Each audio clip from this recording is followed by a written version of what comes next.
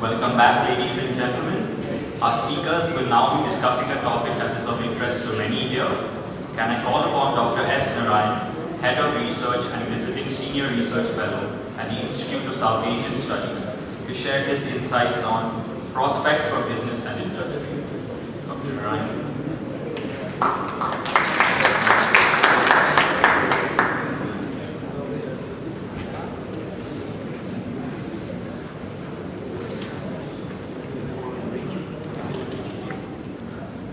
Good afternoon, everyone.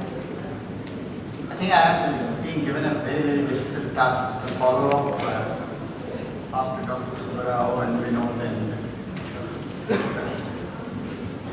and I was really looking at the kind of architecture that they have built up. What can I say which is a little bit different, and which could perhaps get your attention on the coffee and snacks. So I thought I might like to give you a slightly different perspective,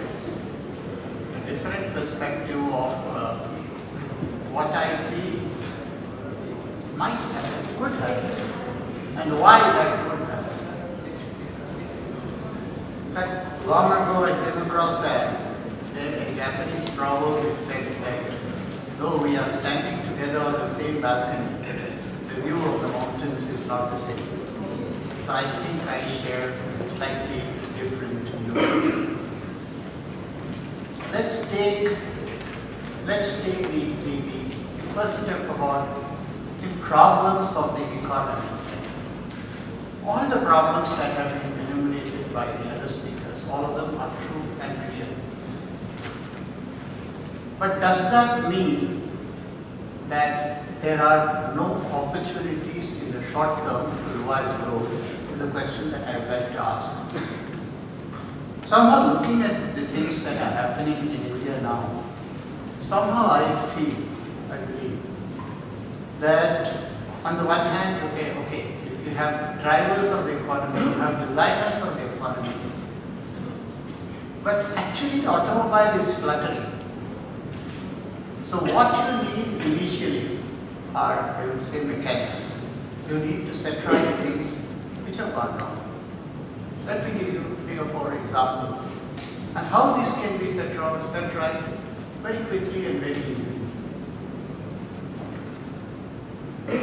Those of you who have been watching might have read that suddenly there is a mango season.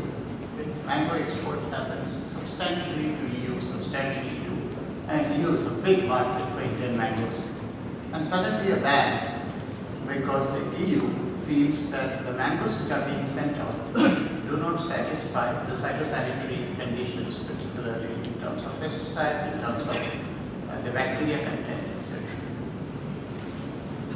If we trace it back to India, these are the kind of problems that are being faced by a large number of exporters. It's not mangoes to EU alone.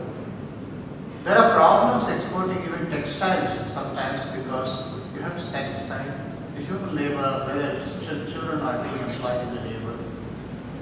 You have to satisfy conditions in pharmaceuticals, which are FDA regulations. And the real problem comes back into India because the quality of recognition and assessment of the international exporting standards is not available with what I call the BIS, Bureau of Indian Standards. They are understaffed. They don't have enough people. They are not watching the changes which are happening in the export regulations of the different countries.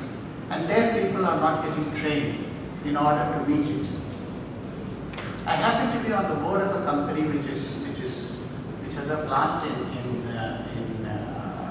Colombo and exporting fruit juices into the south of India, where we have a free trade agreement. It takes 2 to 3 months for that to be cleared there because each of the samples has to be tested on certain standards, certain international standards, and that testing takes time. So my suggestion is, all that you have to do is, if you are able to look at the speeding up of this phytosanitary certification process, which is a method of just improving or strengthening the Bureau of Indian Standards, or making it available that all the current changes, because changes happen very fast. Japan requirement of textiles is different from EU requirement of textiles. The export goes up by something like at least 2 to 3% of the current level of export. And this has nothing to do with big policy. This has to do with actually fixing things which are not recognizing the problem that is happening. Only recently, the Commerce Ministry has said, okay, we see this as a problem. I mean, only 2 weeks ago they said, we see this as a problem. It's a problem that needs to be addressed, and this is a purely functional and a structural problem. We were in Myanmar the other day, and all that the Myanmaris were wanting, there's a lot of trade going on between India and Myanmar, a lot of it informal. Why don't we formalize it? And for formalizing it, all that we require is a homologation of the entry point and exit point of standard methods of exports and imports. And then you have the growth. We've been able to do it, surprisingly, what I'm saying, we've been able to do it at the Nathula Pass, where we are importing stuff from China in the last 3 years. All we have to do is to do the same on the Myanmar border. This is an example, I would call it example number 1. Example number 2, infrastructure project that are held up, huge debt that is incurred, a feeling of helplessness, what is to be done? I would suggest that perhaps it's very easy to break up these projects into 3 or 4 categories. Category 1, those which are almost ready to go. Okay, why are these projects held up? They're held up because either some clearances have not come, or because so much debt has been incurred that they have become unviable. These are not policy issues. These are not monetary policy, fiscal policy issues. They are practical issues which we need to sit down and say, okay, out of 50,000 megawatts of projects which are held up, here's 10-15,000 which can be cleared because in 6 months' time, in 8 months' time, they can come to implementation. There are projects which will never come up, okay, where a lot of money has been sunk. Simple answers. Ask the promoters to pass it on to NTPC or NHPC and write down the equity and pass it on to NTPC, NHPC. Let them take on and do it. So I think in the first 6 months, if there is a government, I have maybe 20 examples. So I will say that any government, I'm not saying the BJP government, I'm not talking about the Congress government, any government. Of course, somebody used the word will, so there should be a governance will. I think in 5 or 6 months' time, if we get the engine running again, then you have a need for a driver. Then you have a need for. I would say, okay, put all this fiscal policy, monetary policy on the back burner for 3 to 4 months. Put government on the road. Okay, let's fix things which are not running. Let's fix it in a manner that gives a contribution to the economy. The National Skill Development Council, an enormous body, is not able to develop skills. Because the structure, the way it is going about identifying skills to develop, and the way it is going about identifying people, and it's kind of a monitoring process. All you have to do is to change that. So my proposition number 1 is look at corrections, look at repairs, look at repairing the engine immediately, and then you will see results in 5 or 6 months. And this is possible. These are all identifiable. And one can identify 15 or 18 things and what requires to be done, and just different departments. Don't worry about it. These are all departmental priorities, just the departments to get up and do it. Let's go to the next step. The worry about the fiscal policy, about the fiscal consolidation. I mean, this I am talking from the short term and going slightly to the medium term issue. The worry of fiscal consolidation, pricing. Oh, are we pricing products right? Are we pricing gas and energy rights? Are we subsidizing fertilizer too much, too little? But we never look at the other side of the coin, and that's the revenue side. Now, very interestingly, Reserve Bank has put out data which shows, it just looks at the states and says, hey, over the last 8 to 10 years, all the states are doing extremely well. In fact, state revenue buoyancy on the average has gone up by about 18% CAGR in the last 18-20 years, and out of 28 states, probably all but about 8 or 9 states are revenue neutral or revenue surplus. So if the states are able to collect their revenues efficiently over a period of time, whether through liquor, whatever, it doesn't matter. Why can't the center? And we have a situation where center, the tax GDP ratio is falling. The tax GDP ratio is falling, and in fact the refunds of taxes are reaching the levels where the finance minister is questioning here what's happening. Why is so much getting refunded? That means you're collecting taxes towards the end of the year, which are not owed. Now, having been in the I say this with my past experience, having seen that revenue department, I would say with certainty and confidence to say that it is possible to look at revenue collections in a manner where straight away a percent of GDP can be improved in revenues without changing laws, without changing any acts. It's just that the system has become totally hollow. And to correct that system does not take much time. Again, I would call it a 3 months to 6 months effort to improve. And a 1% improvement in revenue collection improves the fiscal deficit immediately. I'm not saying don't do anything towards expenditures. Take control of expenditures. It's important base for expenditures. Irrelevant, etc., etc. Why don't you look at what you're collecting? The advantage is states will get more money. There's a finance commission in place, and in my submission to the finance commission, I said, why are you looking at expenditure? Why are you not demanding that the center should collect all the revenues due to it? If it's possible to do in other countries, it should be possible. It's possible to do in states. Why can't you do it in states? So I do think that there are great opportunities. I will just end with, because I see the flag up. I will just end with 2 things. All our conceptualizations of the economy are a little bit focused on manufacturing, land, etc. We are forgetting today 51-52% is services. All the structure doesn't talk about what's going to for services, and services are strongly driven by what is happening in the financial sector also. So I think anything that happens in the financial sector is going to be extremely positive for the services sector in totality, and therefore for the economy, because it's 55%. And I already see a number of improvements which are starting to come about, particularly in terms of SEBI, in terms of financial sector, products that are coming into place, certain IT opportunities which are opening up, which are not there last year, new IT opportunities in the legal professions, opportunities which are coming up in the architects, in the chartered accounting professions. All of these are going to be directly benefit Singapore incidentally. But all of this is happening. And again, I am governmental in these statements, in the sense it doesn't matter which government comes into place.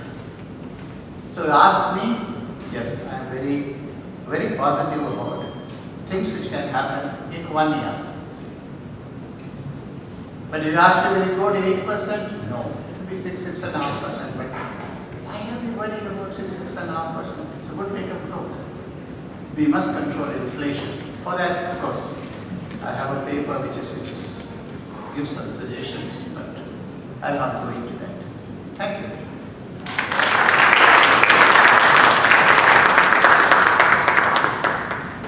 Thank you, Dr. Narayan, for a very frank and open talk.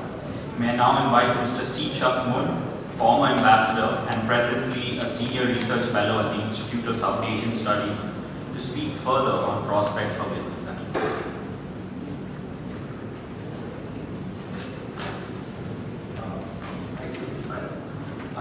I find myself being the only Singaporean speaker among a panel of very prominent panelists from India. So I think because I started joking because he thought that since I've served 1.5 years as High Commissioner in India, I know more about Indian politics, which I don't. I haven't been away for about 8 years. So I will speak from the Singapore company's perspective, how they see the general elections and how to prepare. I've spoken to a few business friends, and not surprisingly, the general view is that they prefer to wait to see the shape of government in Delhi first. Because reading tea leaves is one thing, but the recent results are quite astounding. Like the recent results in New Delhi, quite surprising to most pundits. And secondly, you can read political party manifestos. Yeah, right. But once you come into power, because of coalition politics, then the question of balances, compromises will come. So, and moreover, Singapore companies in India in general, they will deal with state government, land problem, water problem, power problem, and not so much of federal government. So let me perhaps indicate what the interests of Singapore business are in India. It started in 1993 when Singapore began it under Prime Minister Goh to run an Indian. There are two reasons for this. First is because India economy was opening up under our government. And number two, that the Singapore government was requesting the Singapore companies to expand overseas, so-called regionalization drive. And the conclusion of the SECA, the Comprehensive Economic Cooperation Agreement in 2005, had given a push to Singapore institutions, particularly investment flows. Investment flows from Singapore to India started for a period of 10 years from a low of less than 1% in 2002 to about 10% cumulatively of inflows of investment into India. It's quite a fantastic job. And the India's flows to Singapore was much more spectacular. For a 10-year period, it amounted to 24 billion. Quite the reason for this, perhaps, firstly, we have concluded the protocol to amend the double taxation agreement, which gives some benefit, give us the Mauritius type of capital tax exemptions, like Mauritius type. And secondly, the Indian companies began to invest overseas, expand looking for markets, acquiring companies, acquiring natural resources like land, coal mines in Indonesia, for example. But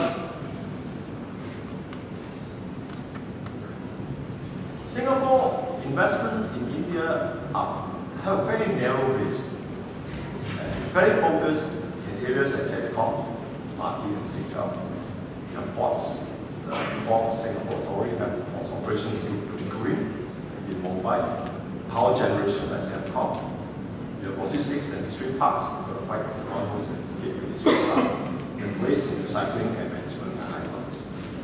There's also a growing interest for small and medium-sized companies in India like Great Hawk, franchising, Mr. Jake, and warehouse and communication. And recently there's also interest in spending some big projects. The PSA, the Port of Singapore Authority, has recently won a bid to build the new container port in Mumbai, JNPT4. Tata and Singapore Airlines are talking about operating a domestic airline in India, and they say that they may expect to operate by September this year. Semcom has built 2 or 3 power stations in Andhra Pradesh and North Coast. So these are major projects. But you can see also growing interest from smaller companies into India. But when you look at the party manifesto to gauge what the new government in India will look at the informing policies and instruments of growth. Look at the new Pay government is quite clear because But look at the PJP manifesto. I think some points are quite interesting in Singapore companies and investors in India. Some are positive points, and some are very discouraging. The positive points are that the PJP manifesto refer to a port-led return, referring that not just building and improving ports, but coastal highways and rails linking into them to the ports. This is where Singapore has some strength. And secondly, massive low-cost housing projects to create employment. That's where perhaps Singapore has also an advantage. The negative, perhaps, point is that there has been opposition to opening the multi-brand retail in India, which means that NTUC applies FDR4 to enter into India. And also, I think Chief Minister Modi, now the Prime Minister candidate of BJP, has mentioned recently that he would like to protect manufacturing sector and small-scale industries. We're not very sure what he meant. Is it meant by raising tariff, giving more protective barriers? I think this is where Singapore, some manufacturers may have some interest into India. It's quite simple thing. For example, producing skin for samosa. It's a huge market. You can produce a machine there and sell the market. Something is very small, like bread pork, for example, going into India, small scale, but I think it's very good. But operating in Singapore and in India are quite challenging. I talked about three friends in business, and I mentioned before, first is a long waiting time for building an environment approvals. Secondly, there are very complex tax policies and arbitrary applications of tax policies. Third is uncertainty in policy making and reversal of tax policy sometimes. For example, the imposition of alternate minimum tax in the SDC. And this can disrupt long-term investment policies and investment planning. And fifthly, labor and trade union disputes. And these are things which are challenging to them. I think these problems and challenges cannot be resolved overnight simply by a change of government. I think what the investors, I think not only Singapore or other countries, is to look forward to a new government which is stable, which are determined to push through reforms, and which set clear direction and policy for foreign investors. I think that's the important. So, after a few days,